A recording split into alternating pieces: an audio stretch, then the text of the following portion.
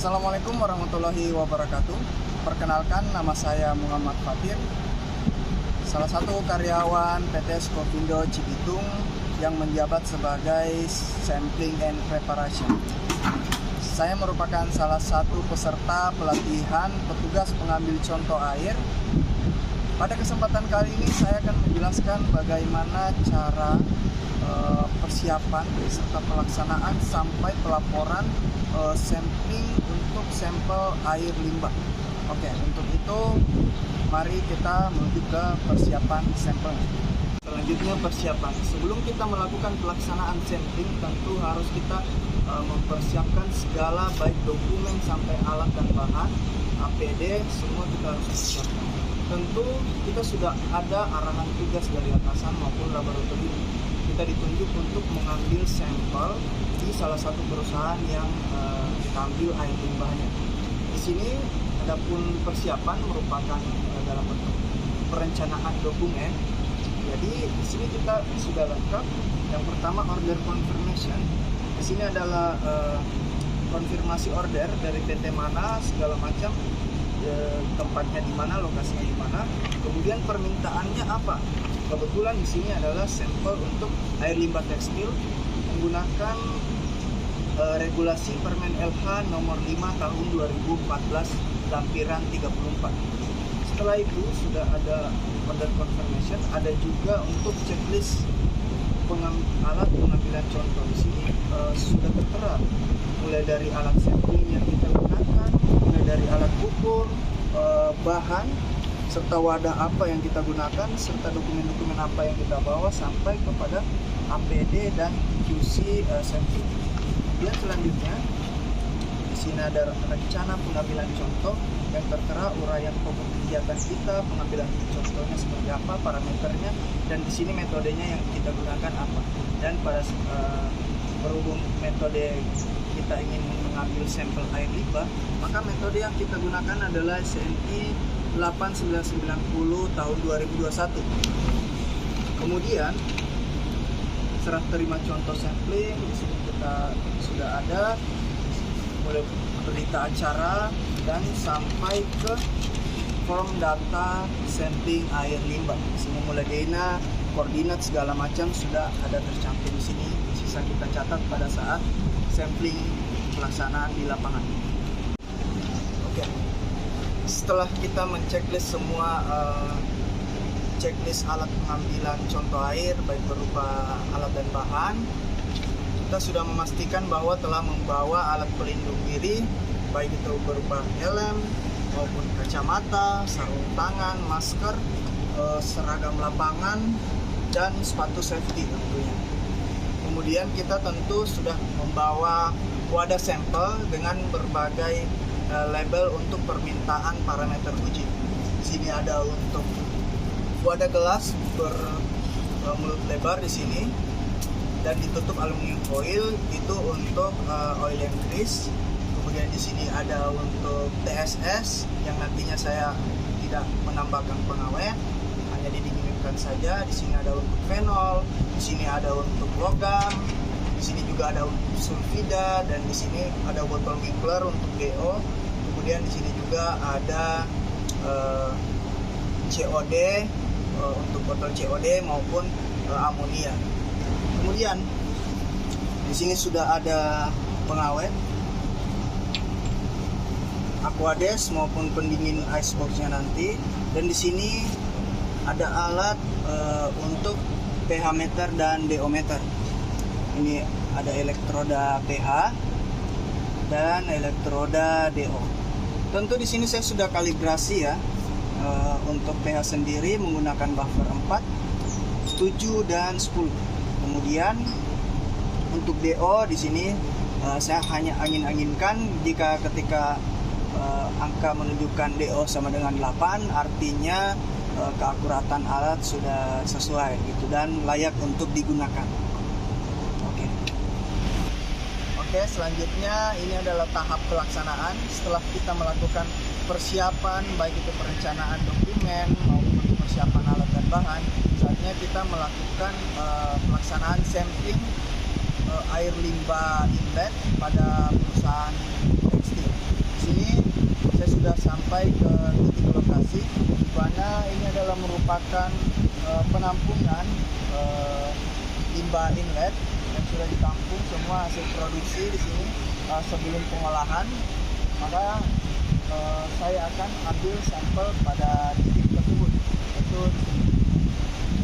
Sebelum melakukan pengambilan sampel, kita melakukan cross check lagi terhadap alat kita, alat untuk di lapangan, yaitu DO, geometer, dan pH meter, untuk memastikan bahwa alat tersebut sudah akurasi dan juga presisinya sudah tercapai.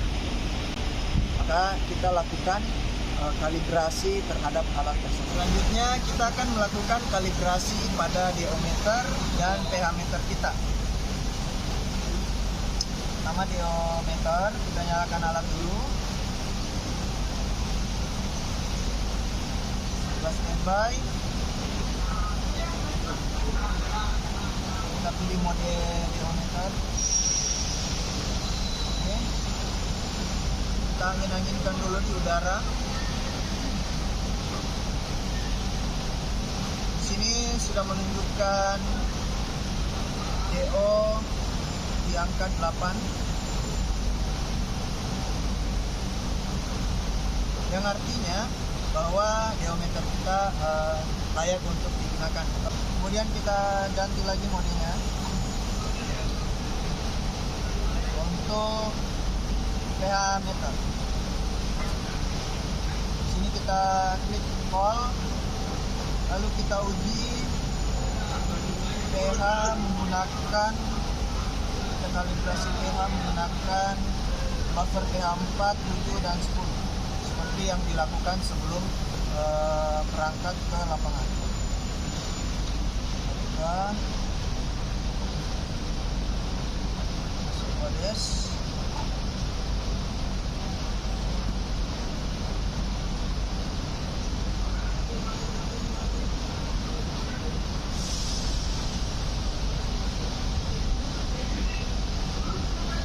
Kita tunggu sampai angka di monitor telah stabil atau tidak berubah, tidak turun maupun tidak naik.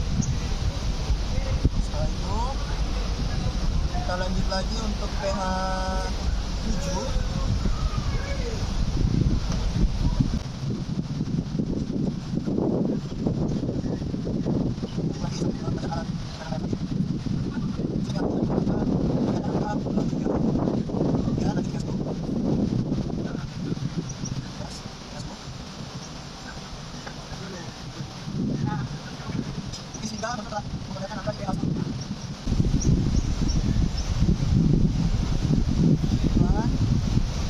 Pastikan untuk elektrodanya jangan sampai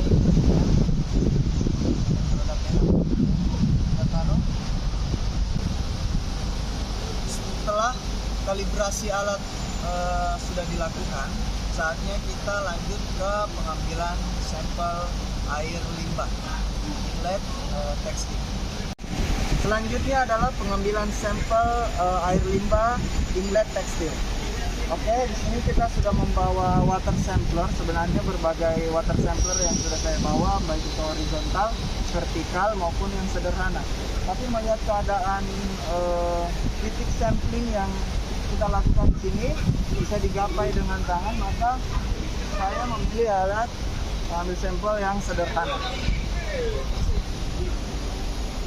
Pertama-tama tentu kita membilas wadahnya sebanyak 3 kali.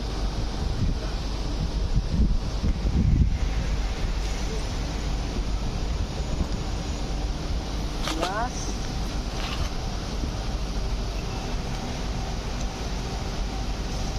Lalu kita ambil sampel.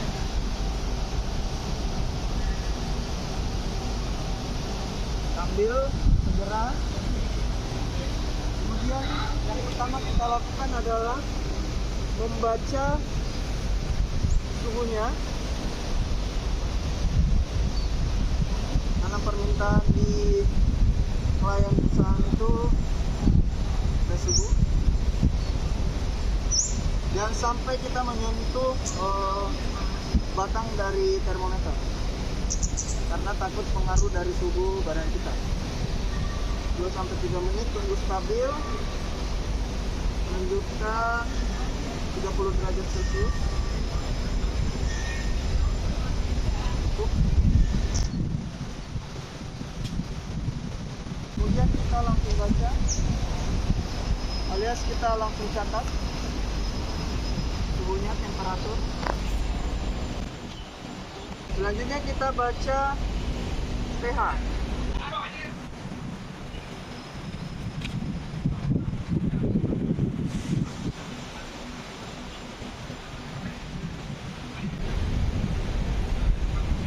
Kita klik measurement. Kita tunggu sampai angka tidak bergerak lagi atau sudah stabil angkanya.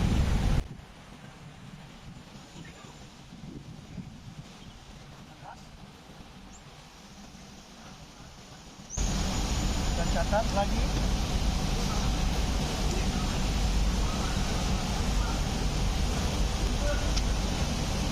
Selanjutnya diukur DO.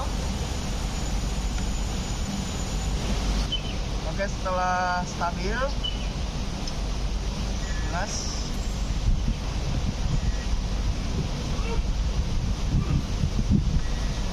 Kita catat hasil DO. Saatnya kita memasukkan sampel ke dalam wadah yang kita siapkan sesuai dengan parameter uji yang diminta. Di sini saya ada untuk logam, sulfida, oil and grease, untuk dissolved oksigen, botol Winkler, untuk COD dan amonia, untuk fenol, dan yang original untuk TSS. Kemudian saya keluarkan pengawet untuk parameter uji. Oke, saatnya kita mengambil sampel. Di mana pengambilan sampel ini? Sebaiknya kita bilas dulu botolnya dengan sampel.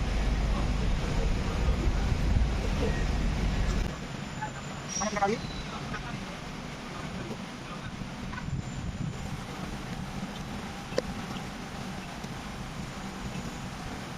Setelah itu kita masukkan sampelnya ke dalam wadah penampungan contoh. Secukupnya saja. Oke. Ini adalah untuk parameter uji TSS. Dia digunakan tanpa pengawetan, hanya saja disimpan dalam suhu 4 plus minus 2 derajat Celcius. Kita langsung masukkan ke dalam box. Di sini ada udah pendingin, sudah ada pendingin. Langsung kita tutup. Lalu kita lanjutkan untuk parameter selanjutnya, alias wadah contoh selanjutnya.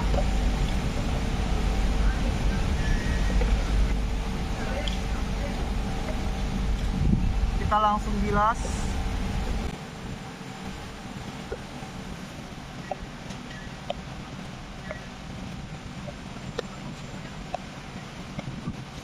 Oke, lalu kita tuang ke dalam wadah sampel secukupnya saja.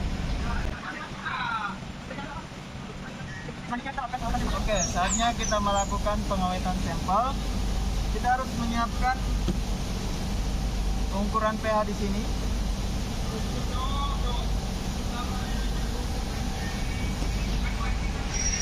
Untuk fenol kita awetkan menggunakan asam sulfat 1:1 hingga pH 2. Sambil kita ukur pH-nya.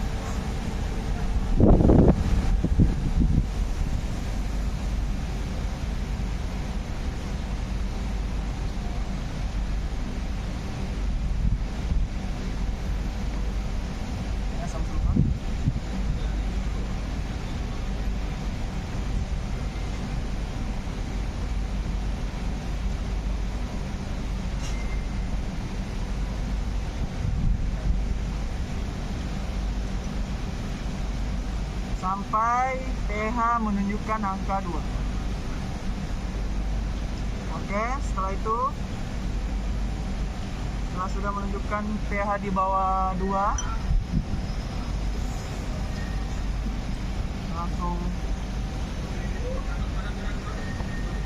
langsung tutup, masukkan ke dalam box. Selanjutnya untuk logam menggunakan asam nitrat 1:1 sampai pH sama dengan di bawah 2. Ya,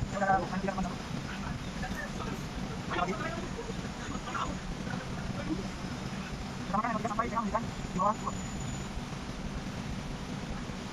Oke. Terus. Selanjutnya untuk uji sulfida, pada uji sulfida di mana menggunakan pengawet zinc asetat dan NaOH. Di mana di sini untuk pengawet uji sulfida kita menggunakan zinc asetat sebanyak 4 tetes.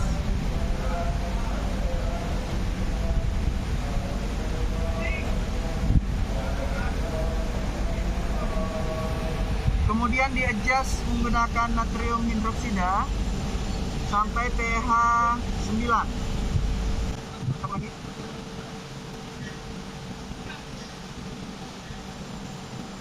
Oke. Sudah, kita tutup. Dan terakhir untuk COD dan amonia, sama perlakuannya menggunakan asam sulfat 1:1. Masukkan,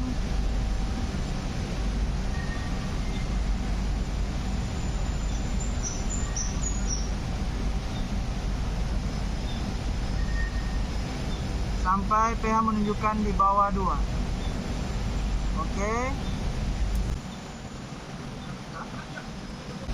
kita tutup, lalu masukkan ke dalam toolbox. Selanjutnya kita melakukan pengambilan sampel untuk parameter DOD, di mana DOD itu didapatkan selisih antara DO0 dan DO5, sehingga kita menggunakan botol DO, yaitu botol Winkler. Adapun teknik pengambilan sampelnya, sebaiknya kita kalau bisa menggapai dengan tangan, kita langsung aja secara perlahan. Nanti ditutupnya di dalam sampelnya agar menghindari kontaminasi dari oksigen, mau itu dari luar ataupun dari turbulens yang ada. Saatnya kita lakukan pengambilan sampel untuk parameter DOD.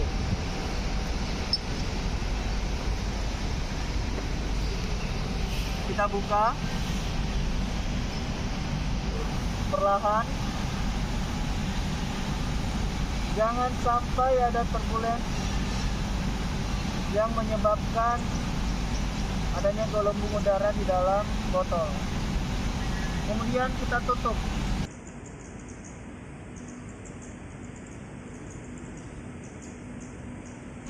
Di sini adalah botol Winkler yang telah berisi sampel dan sudah juga diawetkan menggunakan 1 mili mangan sulfat tambah 1 mili alkali iodida azida, di mana ada 2 botol, yang pertama DO0 dan yang kedua adalah DO5. Selanjutnya pengambilan sampel untuk parameter uji oil and grease.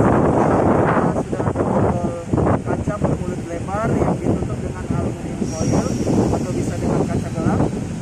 Kita ambil secara perlahan pada permukaan langsung di sampel air limbah. Kita buka. Kita ambil, masukkan secara horizontal secukupnya.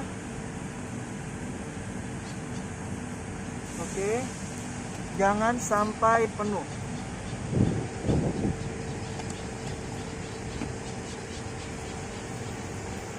Setelah itu kita melakukan pengawetan menggunakan asam sulfat 1:1 sampai pH di bawah 2. Perlu dipahami bahwa untuk menunjukkan pH di bawah 2 tidak dilakukan menggunakan pH meter untuk parameter oil and grease. Kenapa? Ditakutkan minyak dan lemaknya menempel pada elektroda pH. Sehingga kita melakukan dari berdasarkan pengalaman 4 tetes per 100 ml merupakan sudah menunjukkan pH di bawah 2. Sehingga di sini ada sekitar 1 liter, sehingga saya teteskan kurang lebih 30 sampai 40 tetes asam sulfat 1:1 ke dalam wadah sampel oil and grease, sehingga bisa kita pastikan pH-nya di bawah 2. Setelah kita melakukan pelaksanaan sampling di lapangan, baik itu mulai dari pengambilan sampel, pembacaan parameter uji yang langsung dibaca di lapangan, baik itu kalibrasi sampai pengujiannya, kita sudah lakukan sampai pengawetan. Saatnya kita melakukan penulisan berita acara, kemudian kita juga menuliskan untuk form serah terima sampel kepada perusahaan yang tempat kita mengambil sampel. Setelah itu, setelah semua selesai dokumen ini, maka kita rapikan alat serta bahan kita, lalu kita siap untuk membawa sampel ke serah terima ke laboratorium. Sekian dari saya, terima kasih. Mungkin sekian dari saya. Semoga video ini dapat bermanfaat bagi kita semua. Saya Muhammad Fatir, salah satu peserta petugas pengambil contoh, pamit undur diri. Terima kasih. Assalamualaikum warahmatullahi wabarakatuh.